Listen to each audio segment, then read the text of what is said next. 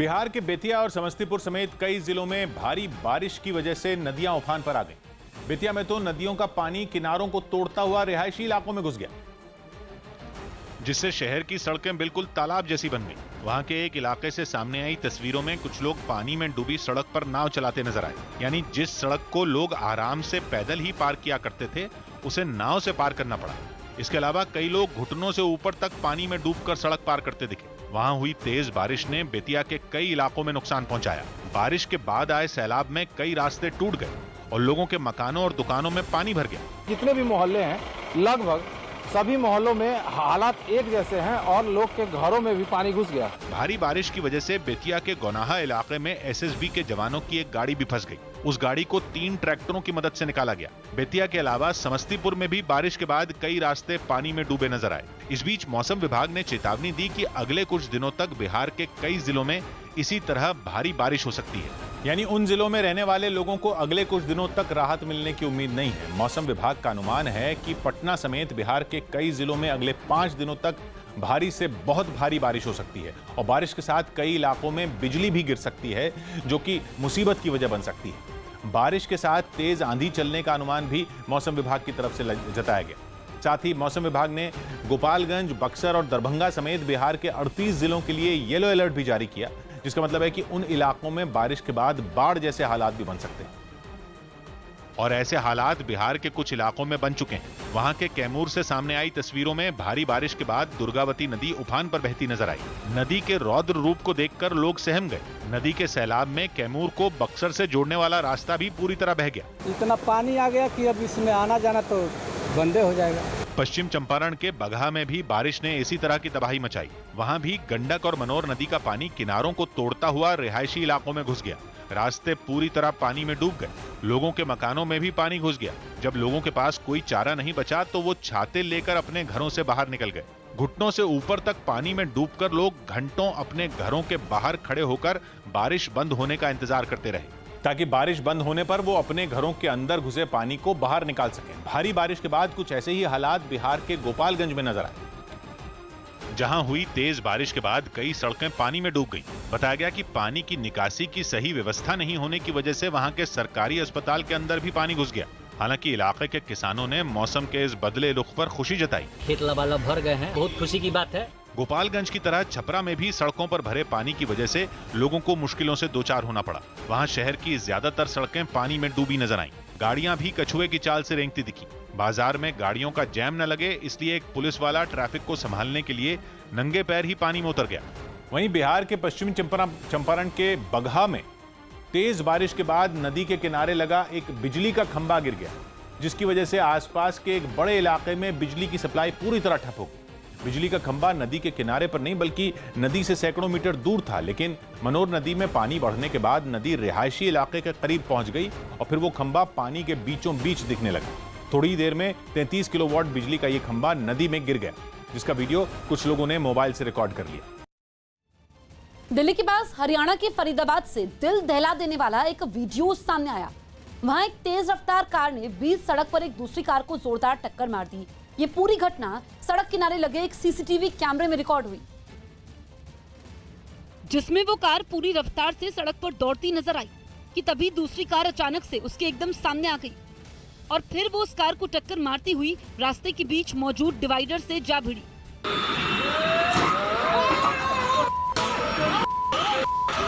इस बीच वहां से गुजर रहा एक मोटरसाइकिल सवार भी उस कार की चपेट में आने से बाल बाल बच गया। हादसे के तुरंत बाद कुछ लोग उस गाड़ी की तरफ दौड़े, जिन्हें देख कार में बैठा आदमी शायद डर गया और वो अपनी कार के साथ वहां से भागने लगा। वो कुछ दूर बढ़ा ही था कि उसकी कार बीच सड़क पर अचानक चक्कर खाकर रुक गई। इसके बाद उसने गाड़ी को किनारे लगाया और नीचे उतरा कि तभी उसका पीछा कर रहे लोग वहां पहुंचे और उसे पकड़कर बुरी तरह से मारने पीटने लगे। इस घटना की वजह से रास्ते पर लोगों की भारी भीड़ लग गई। यूरोप के देश हंगरी में सरकार के समलैंगिकों से जुड़ा एक बिल लाने पर संग्राम छिड़ गया। इस बिल के तहत स्कूलों या मीडिया में यानी सार्वजनिक तौर पर 18 साल से कम उम्र के बच्चों से समलैंगिकता के बारे में बात करना या उसे बढ़ावा देना अपराध होगा, जिस पर लोग ऐसे भड़के कि उन्होंने राजधानी बुडापेस्ट में हंगरी की संसद पर धावा बोल दिया। बिल को रद्द करवाने के लिए प्रदर्शनकारियों ने जबरदस्त नारेबाजी की। एक प्रदर्शनकारी तो बिल्कुल सज धज कर समलैंगिकता के प्रतीक बन चुके रंग बिरंगे झंडे को लहराती नजर आई।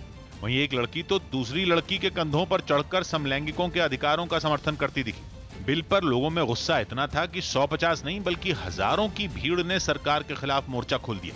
ऐसा जनसैलाब कि दूर दूर तक बस लोग ही लोग नजर आए। असल में हंगरी की सत्ताधारी रूढ़िवादी पार्टी का दावा है कि वो ये बिल बच्चों के यौन शोषण से निपटने के लिए लाई है, लेकिन सामाजिक कार्यकर्ताओं का आरोप है कि बच्चों की सुरक्षा की आड़ में सरकार समलैंगिकों का हक मारने की फिराक में है। मध्य प्रदेश के रतलाम से डराने वाली एक तस्वीर सामने आई, जहां जमीन विवाद में दो सगे भाई ही एक दूसरे की जान के दुश्मन बन गए।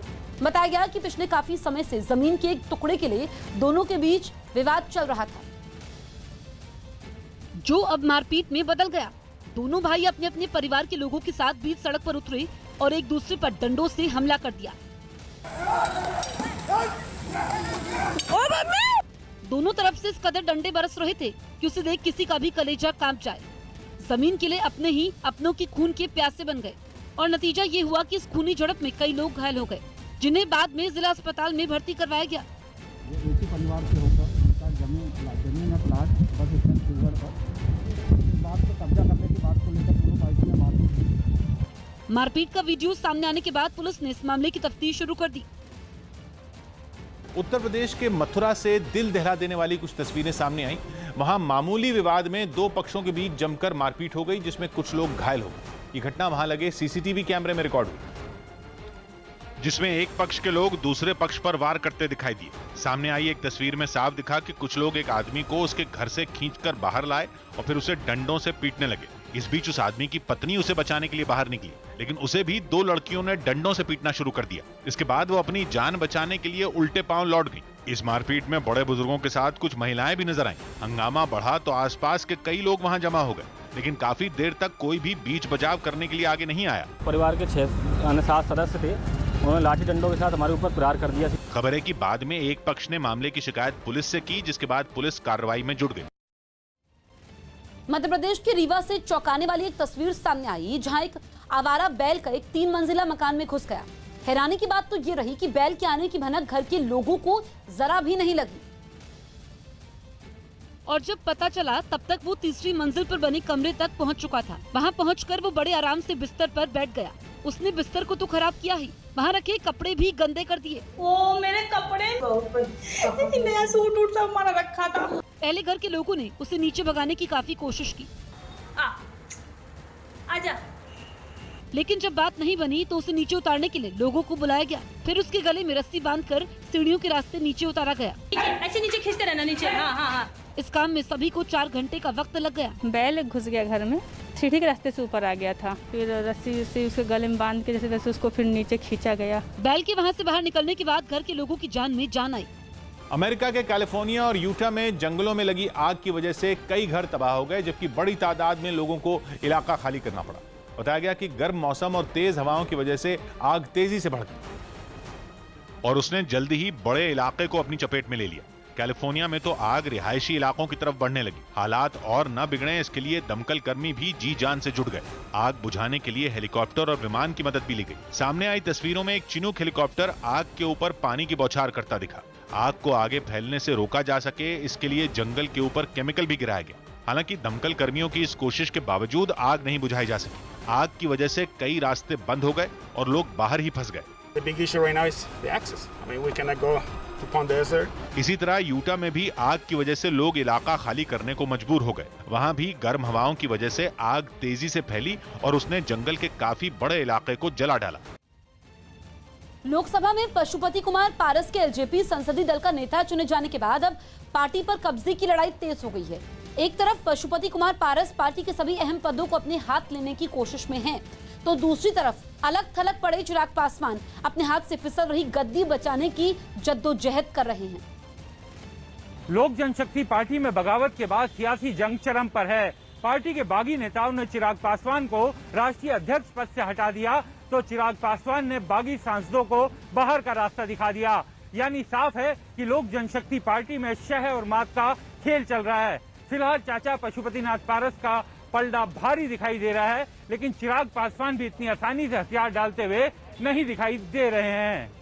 इसी का नमूना है बीती रात की ये तस्वीर, जिसमें पटना के एलजेपी दफ्तर में चिराग पासवान की जगह अध्यक्ष के नाम पर पशुपति कुमार पारस के नाम की पट्टी टंग गई।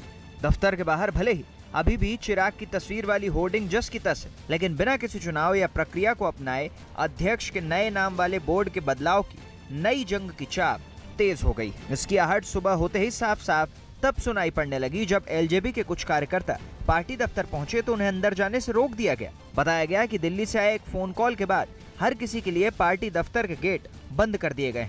यहाँ तक कि चिराग पासवान के प्रति निष्ठा दिखाने वाले प्रदेश एलजेपी के प्रवक्ता को भी अंदर नहीं जाने दिया गया। अगर कोई कहता है कि बेटा को विरासत में दे दिया गया है तो चिराग पासवान जी तो अपना ताकत का एहसास करा दिए। जो वर्तमान मुख्यमंत्री है, बिहार में सत्ताधीन पार्टी थी और उनको 70 सीटों से 42 सीटों पर ला करके छोड़ दिया, तो एक ताकत है, उनके साथ वोटर खड़ा है। यानी पार्टी पर कब्जे की लड़ाई अब और तेज होती जा रही है।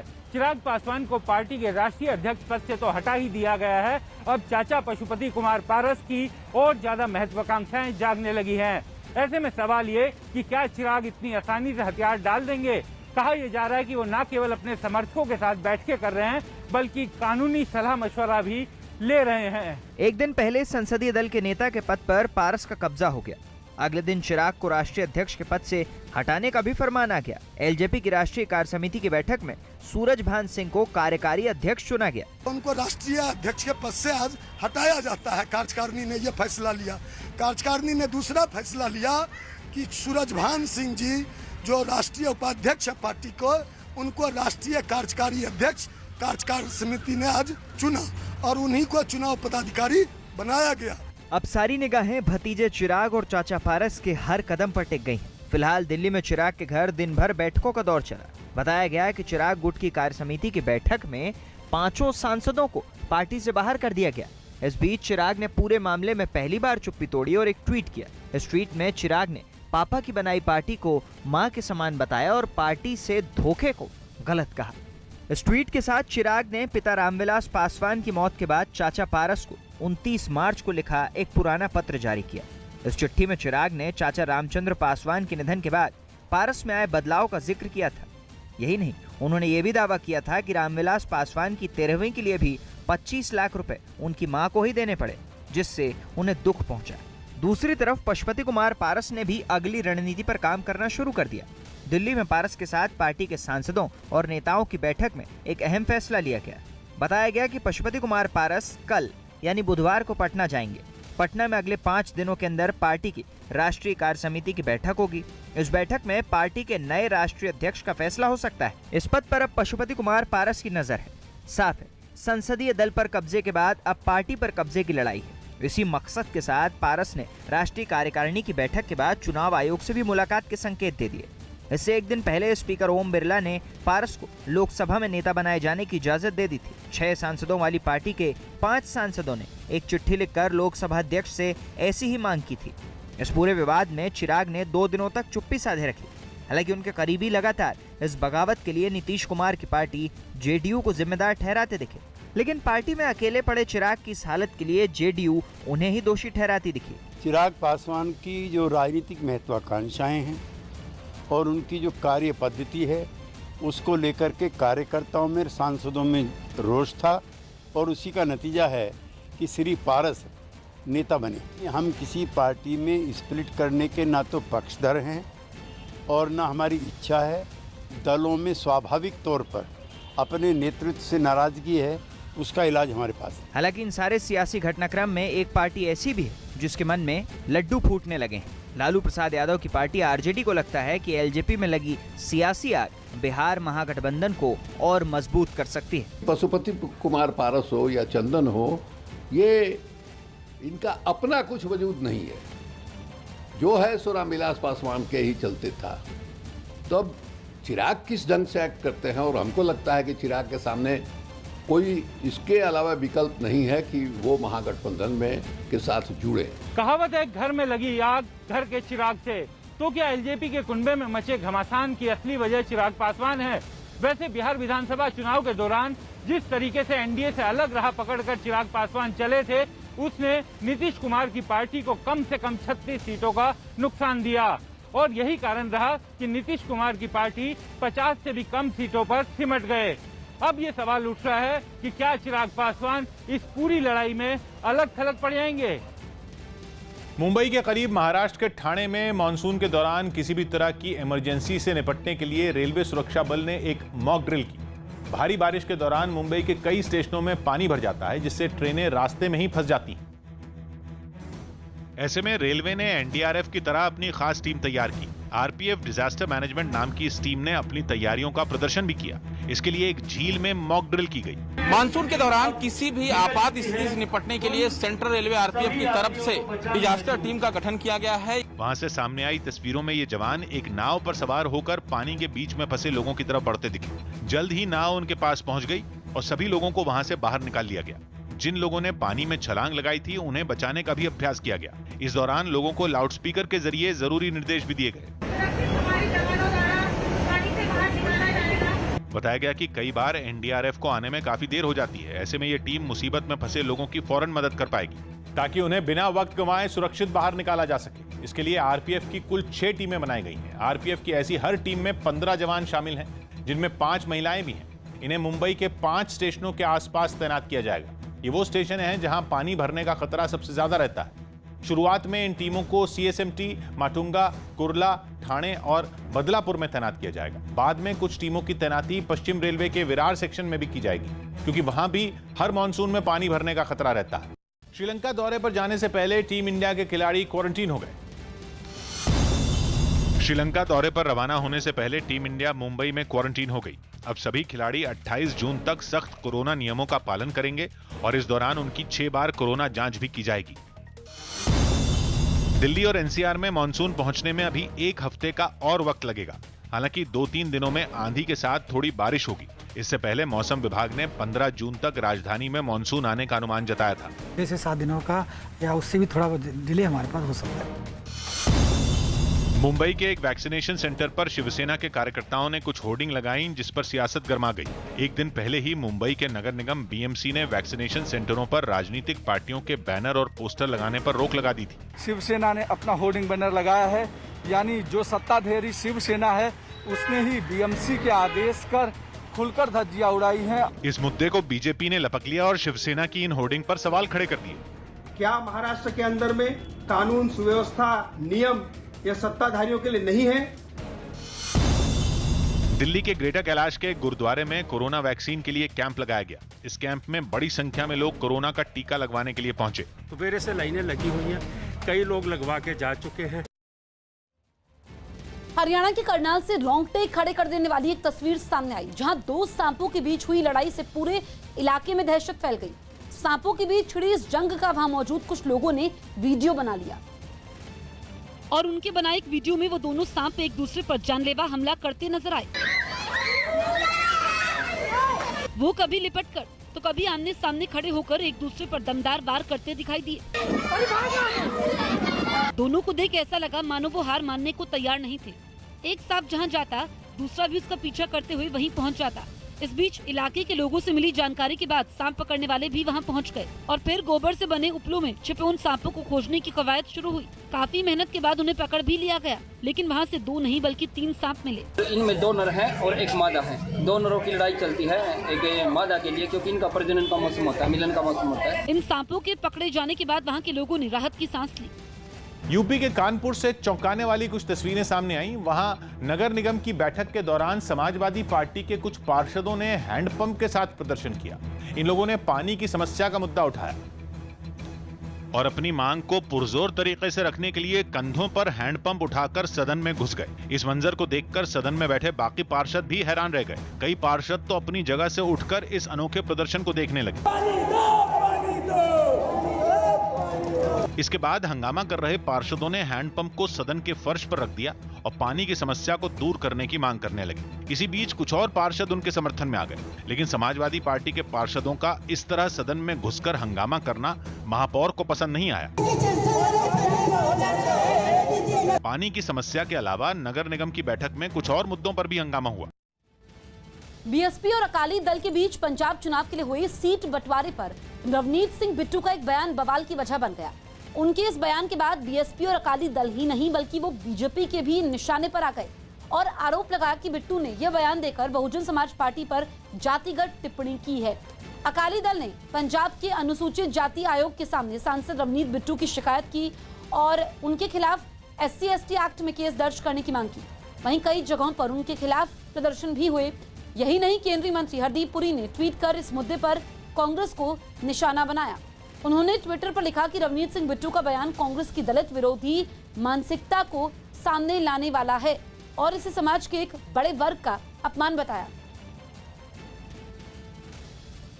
पवित्र सीटां जिहड़ियां ਉਹ ਸਾਰੀਆਂ सीटां जिहड़ियां ਉਹ बीएसपी ਨੂੰ देतियां।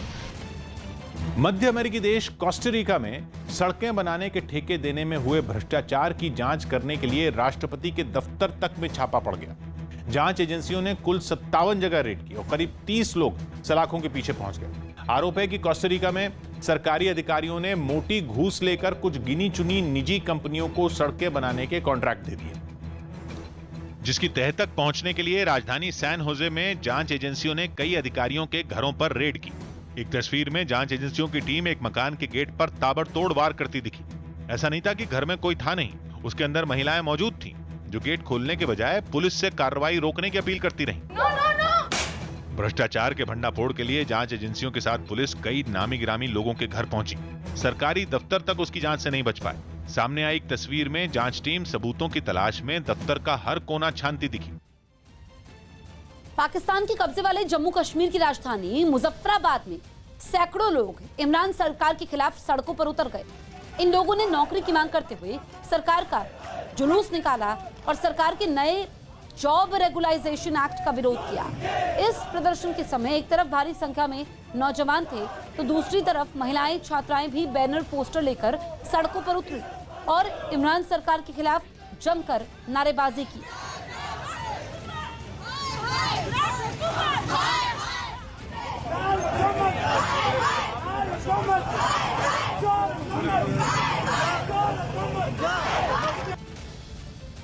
तो इमरान खान का मुजफ्फराबाद में विरोध हुआ, लोगों ने यहां पर नारेबाजी भी की। तो पाकिस्तान के कब्जे वाले जम्मू कश्मीर की राजधानी मुजफ्फराबाद में सैकड़ों लोग इमरान सरकार के खिलाफ सड़कों पर उतरे। आप देखिए दो तस्वीरें और बड़ी तादाद में महिलाएं उतरी। इमरान खान हाय हाय के नारे लगाए गए, इनके हाथों में बैनर भी थे। दरअसल ये लोग नौकरी की मांग कर रहे थे और इन्होंने सरकार के खिलाफ जुलूस निकाला।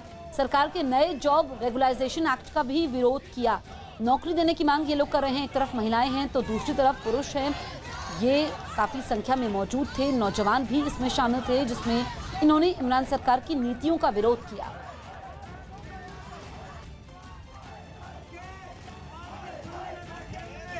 ये असेंबली मेंबरान आपकी हुकूमत में बैठे हुए ये वजीर, ये नशीर, इन्होंने अपने भांजों भतीजों को, अपने रिश्तेदारों को, अपने चमचों को भर्ती करते हुए आखिरी दिनों में एक ऐसा काला कानून लाया कि रियासत भर के पढ़े लिखे और काबिल नौजवानों के हकूक पर डाका डाला। बिहार के समस्तीपुर में तेज हवाओं के साथ उठे बवंडर को देखकर एक इलाके के लोग घबरा गए। लोगों में अफरा तफरी इसलिए भी मची क्योंकि समस्तीपुर के इसी इलाके में मौसम ने अचानक करवट ली।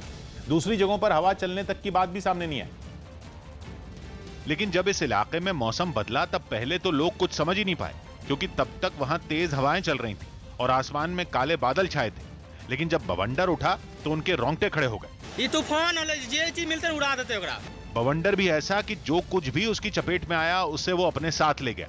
आसमान की तरफ देखने पर वो चीजें हवा में उड़ती दिखाई दी। घर उड़ा दिया पूरा। ऐसे हालात में लोगों के पास इस बवंडर से हो रही तबाही को देखने के अलावा दूसरा कोई चारा नहीं बचा। बताया गया कि इस बवंडर में कई मकानों को काफी नुकसान भी पहुंचा। राजस्थान में सचिन पायलट और मुख्यमंत्री अशोक गहलोत के बीच चल रही सियासी खींचतान रोज नए मोड़ ले रही है। एक तरफ सचिन पायलट गहलोत पर दबाव बनाने की कोशिश में हैं, दूसरी तरफ गहलोत भी रोज नई नई चालें चलकर अपना रास्ता साफ करने की कोशिश में हैं। राजस्थान के मुख्यमंत्री अशोक गहलोत ने एक बार फिर नया दांव चला है। ये दांव सचिन पायलट को बैकफुट पर लाने वाला माना जा रहा है। क्योंकि इस बार गहलोत ने खुद को पूरी तरह से पर्दे के पीछे रखकर चाल चली है और दो तरफा रणनीति बनाई है। एक तरफ सचिन पायलट के साथ चल रही सियासी खींचतान के बीच खुद को लंबे समय के लिए क्वारंटीन कर लिया, दूसरी तरफ कांग्रेस आलाकमान के सामने पायलट को कमज़ोर दिखाने के लिए बीएसपी से आए विधायकों को मैदान में उतार दिया है।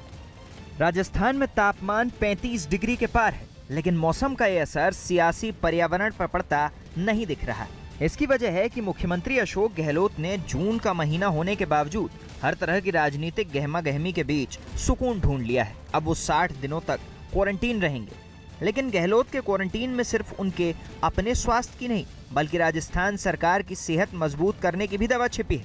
गहलोत के खिलाफ सचिन पायलट की बगावत पार्ट 2 के विवाद से आप वाकिफ हैं। अब इस विवाद की सबसे नई कहानी। बीएसपी से कांग्रेस में शामिल हुए सभी 6 विधायक अशोक गहलोत के समर्थन में उतर आए हैं। इन विधायकों ने कांग्रेस आलाकमान से कहा है कि असली और नकली में पहचान करें। जब सरकार संकट में थी तब किसने साथ दिया और किसने धोखा दिया। बीएसपी से आए विधायकों ने कहा है कि गहलोत सरकार हमारी बदौलत बची है। सरकार में हिस्सेदारी उनकी बनती है जिन्होंने सरकार बचाई है। सरकार को हमने बचाया और हमने तो मर्ज कर दिया। आज निर्दलीय का और हमारा भी कंपैरिजन नहीं हो सकता। जो फील्ड वर्कर नहीं है, जो ग्रास रूट के आदमी नहीं है, जो पैराशूट से उतरे हैं, उनके हाथ में सत्ता है और संगठन है, इसलिए निश्चित तौर से इन पे विचार होना चाहिए। सचिन पायलट जी ने किसी से भी समय नहीं मांगा है। अजय माकन जी से उनकी जरूर मुलाकात हुई थी। माकन साहब ने बुलाया था, उनकी बातचीत हुई, सारी चीज़ हुई।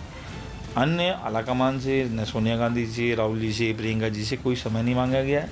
राजस्थान में न तो पायलट की बगावत नहीं है और न ही सरकार बचाने के लिए गहलोत के दाव। बीएसपी विधायकों को अपने साथ दिखाने का संदेश ये है कि गहलोत सियासी संकट से सेफ हैं। बीएसपी छोड़कर कांग्रेस में आए विधायकों ने भी सचिन पायलट के खिलाफ बड़ा हमला बोला है। पायलट को नकली और खुद को असली बताकर पार्टी आलाकमान तक ये संदेश पहुंचाने की कोशिश की है कि वो बागियों पर नहीं अपनों पर ध्यान दे। बीएसपी छोड़कर कांग्रेस में आने वाले विधायकों की प्रेस कॉन्फ्रेंस का मतलब भी गहलोत का बड़ा दांव हो सकता है, जिससे पार्टी आलाकमान तक एक संदेश पहुंचाया जा सके कि सिर्फ पार्टी के पुराने नेता ही नहीं, सरकार को बचाने वाले बीएसपी छोड़कर आने वाले विधायक भी सचिन पायलट से खफा है।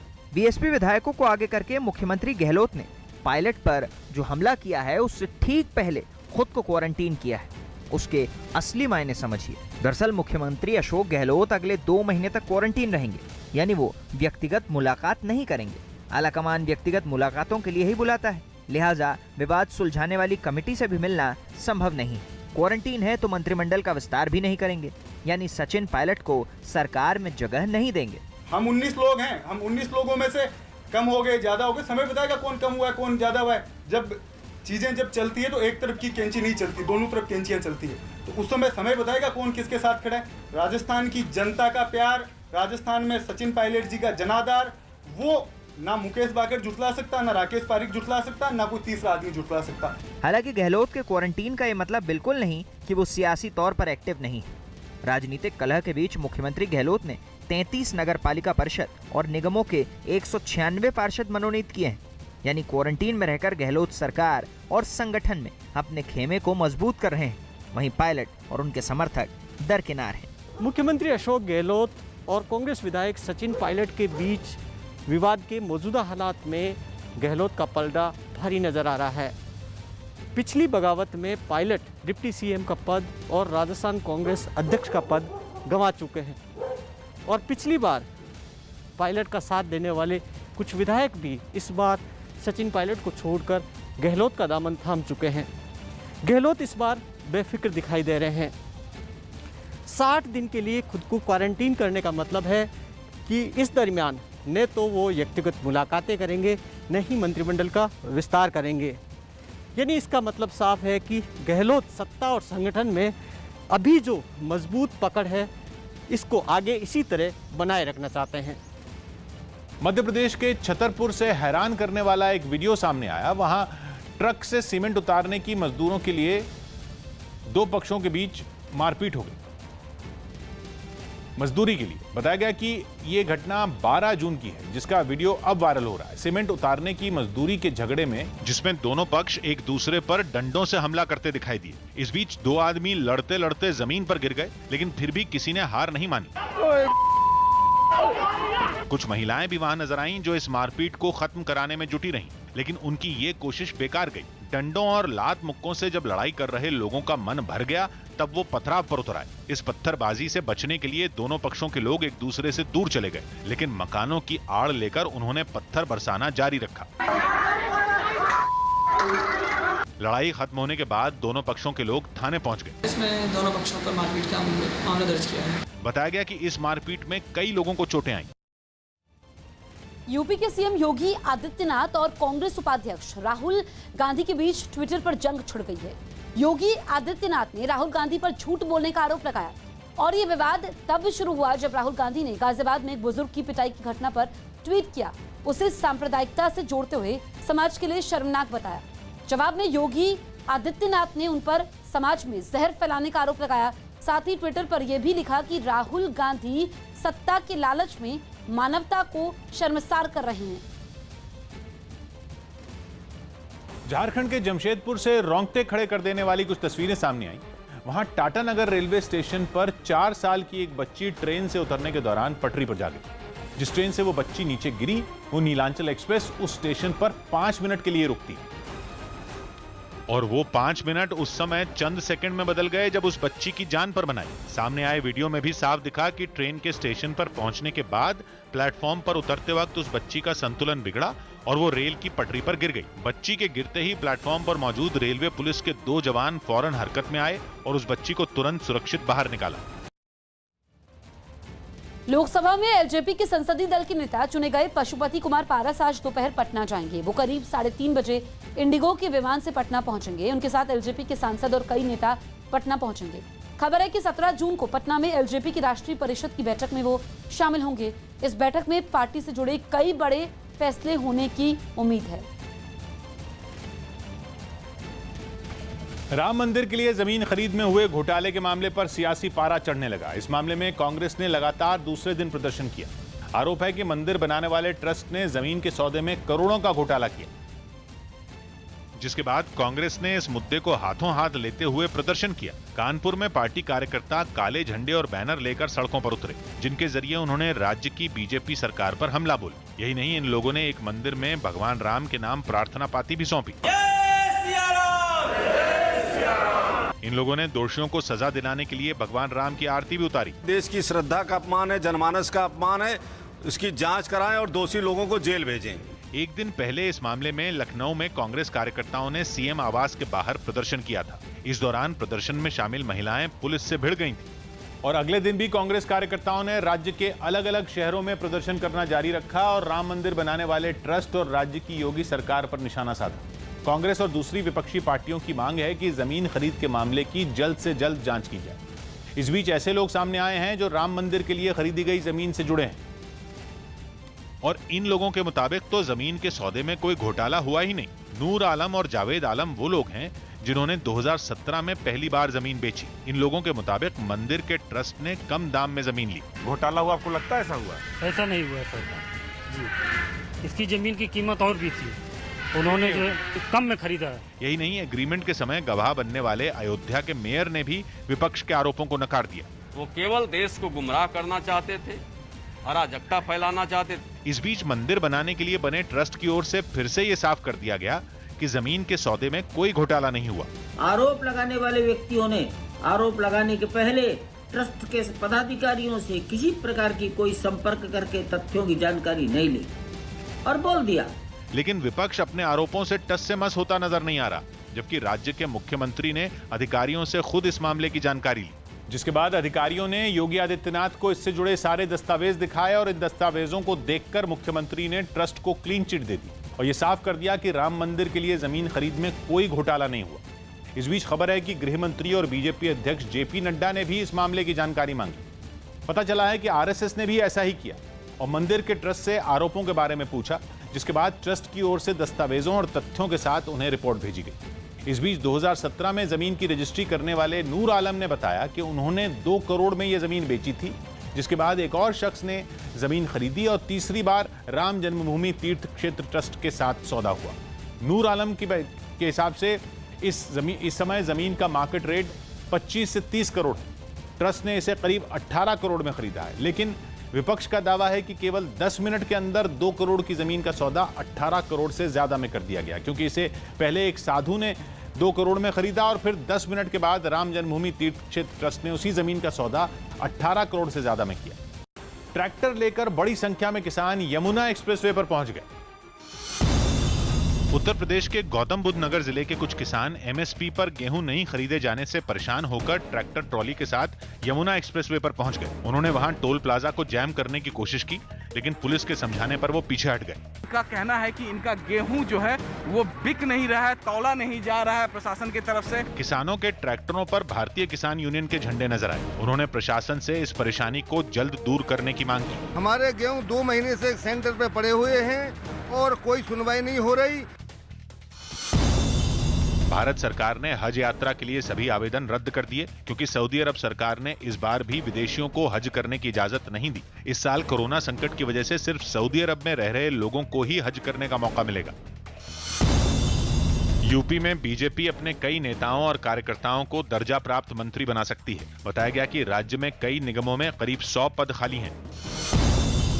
मुंबई पुलिस ने गोवंडी इलाके में छापा मारा और वहां से 12 लाख की ड्रग्स की खेप बरामद की। साथ ही ड्रग्स की तस्करी के आरोपी को भी गिरफ्तार कर लिया गया।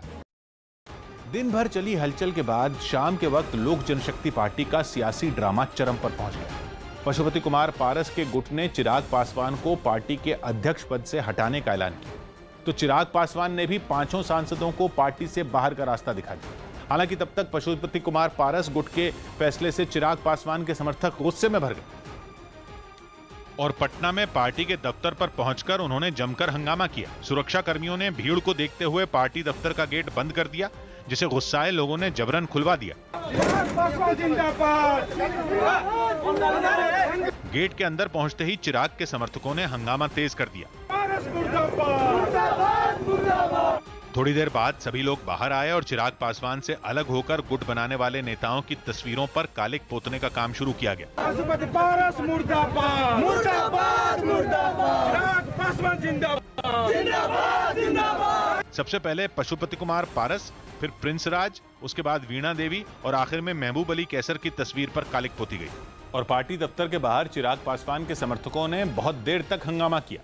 इन नेताओं की तस्वीरों पर कालिक पोतने के बाद भी उनका गुस्सा शांत नहीं हुआ, बल्कि पार्टी दफ्तर के बाहर लगी होर्डिंग को भी उन लोगों ने निशाना बनाया।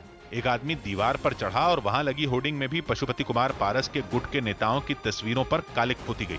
इसके बाद दोबारा चिराग के समर्थक पार्टी दफ्तर के अंदर घुसे।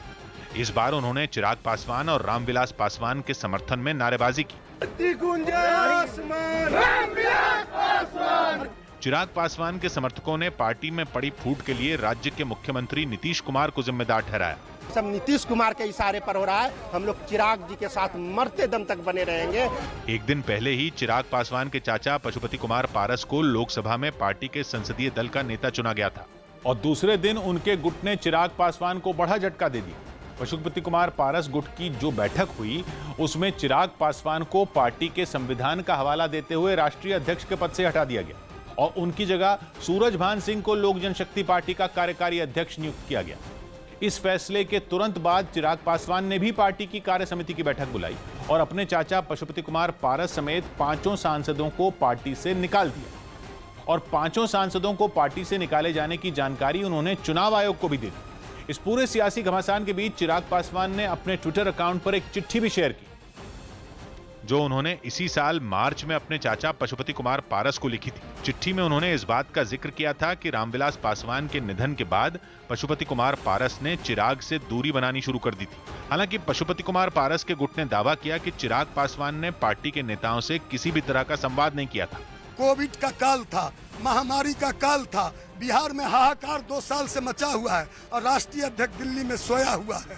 वहीं चिराग पासवान के गुट ने पशुपति पारस के गुट पर धोखेबाजी का आरोप लगाया। धोखा दिया गया चिराग पासवान को, बाकी बात धोखा ही कहेंगे। पार्टी में मचे घमासान पर एक दिन पहले चिराग पासवान ने अपने चाचा से मिलने की कोशिश भी की थी, लेकिन उनकी मुलाकात नहीं हो पाई थी। पहलवान सागर हत्याकांड में अब पुलिस ने एक नए एंगल से जांच तेज कर दी है। मामला यूक्रेन की एक महिला से जुड़ा है और पुलिस अब सागर और सुशील के बीच पैदा हुई दुश्मनी की वजह इस महिला को मानकर जांच कर रही है ताकि इस केस से जल्द पर्दा उठाया जा सके। सागर पहलवान हत्याकांड में नया ट्विस्ट आ गया है। अखाड़े की विवाद की वजह से शुरू हुई इस लड़ाई में यूक्रेन की एक महिला की एंट्री हो गई है। नया सुराग आने के बाद जांच में जुटी दिल्ली पुलिस अब इस विदेशी महिला की तलाश में जुट गई है। पुलिस ये जानना चाहती है कि क्या सुशील और सागर के बीच जानी दुश्मनी इस विदेशी महिला की वजह से थी। ओलंपिक मेडल विजेता पहलवान सुशील कुमार, उभरता हुआ पहलवान सागर धनखड़ और एक यूक्रेन की महिला। क्या सागर पहलवान हत्याकांड की अब तक जो वजह समझी या बताई जा रही थी, बात कुछ उससे ज्यादा है? धीरे धीरे इस पूरे मामले में जो कुछ सामने आ रहा है वो बेहद फिल्मी पटकथा की तरह नजर आने लगा है। सागर हत्याकांड की वजह मॉडल टाउन के एक फ्लैट को बताया जा रहा था, लेकिन इस पूरे हत्याकांड का चश्मदीद होने का दावा करने वाले सागर के दोस्त सोनू महाल ने न्यूज 18 से बातचीत में इससे इनकार किया था। जो उसकी पत्नी का फ्लैट था वो था डी ब्लॉक में, ठीक है। तो 1 महीना हो गया था वहाँ से खाली करे जी। हाँ, तो ये अंदर ही अंदर पता नहीं क्या वो अपने अंदर पाड़ रखी थी उसने, गलत फहमी कुछ थी। तो हम तो एम ब्लॉक में थे फ्लैट, तो उसका खाली कर रखा था। कोई ऐसा मोटिव ही नहीं था कि ये हमारे साथ झगड़ा कर देगा। हम तो फ्री बैठे थे अपना सारी चीजों से। सोनू महाल के इस दावे के बाद जांच से जुड़ी दिल्ली पुलिस की टीम ने जब और ज्यादा गहराई से तहकीकात की तो एक चौंकाने वाली बात सामने आई। क्राइम ब्रांच की तफ्तीश में जो बात सामने आई है उसके मुताबिक मॉडल टाउन में किराए के मकान से सागर धनखड़ के अपहरण से कुछ दिन पहले वहां सुशील कुमार का एक करीबी अजय गया था। ये वही अजय कुमार है जिसे सागर हत्याकांड में शामिल होने के आरोप में सुशील के साथ गिरफ्तार किया गया है। बताया गया कि यूक्रेन की ये महिला सुशील की गैर मौजूदगी में उसके फ्लैट पर आती थी। हत्याकांड के कुछ दिन पहले जब अजय उस फ्लैट में गया था तो उस दिन सागर और सोनू महाल वहां नहीं थे। कमरे में यूक्रेन की महिला की फोटो रखी थी। अजय ने उस फोटो के साथ सेल्फी ले ली और वो वहां से चला गया। पुलिस को जो अब तक जानकारी मिली है उसके मुताबिक यूक्रेन की महिला सोनू महल की दोस्त थी। हत्याकांड वाली रात सोनू महल और सागर के साथ सुशील और अजय की बहस भी हुई थी। पुलिस को शक है कि अजय ने ही सुशील को सागर पहलवान और सोनू महल के खिलाफ भड़काया था। इसकी वजह अजय और सोनू महाल के बीच का विवाद बताया जा रहा है। पुलिस के मुताबिक जब सोनू महाल को पता चला कि अजय ने उसकी महिला दोस्त के फोटो के साथ सेल्फी ली है तो वो आपा खो बैठा। सोनू ने अजय को फोन पर बहुत गालियां दी और सुशील को भी बुरा भला कहा। तभी से दोनों गुटों के बीच दुश्मनी हो गई और पहलवान सुशील कुमार ने इस अपमान का बदला लेने की ठान ली। उसके बाद जब मौका मिला तो सागर के साथ ही मौके पर मौजूद सोनू महाल पर भी हमले हुए। पुलिस की जांच में हत्याकांड के दिन जानलेवा हमले की एक वजह इसे भी माना जा रहा है। इस मामले के तह तक पहुंचने के लिए पुलिस को अब यूक्रेन की महिला की तलाश है जो अभी विदेश में बताई जा रही है। लेकिन अभी तक के जांच के आधार पर पुलिस इस हत्याकांड की मुख्य वजह सागर और सुशील के बीच जूनियर पहलवानों को लेकर अखाड़े की विवाद को ही मान रही है। बहरहाल वजह जो भी है जांच के बाद दूध का दूध पानी का पानी हो जाएगा।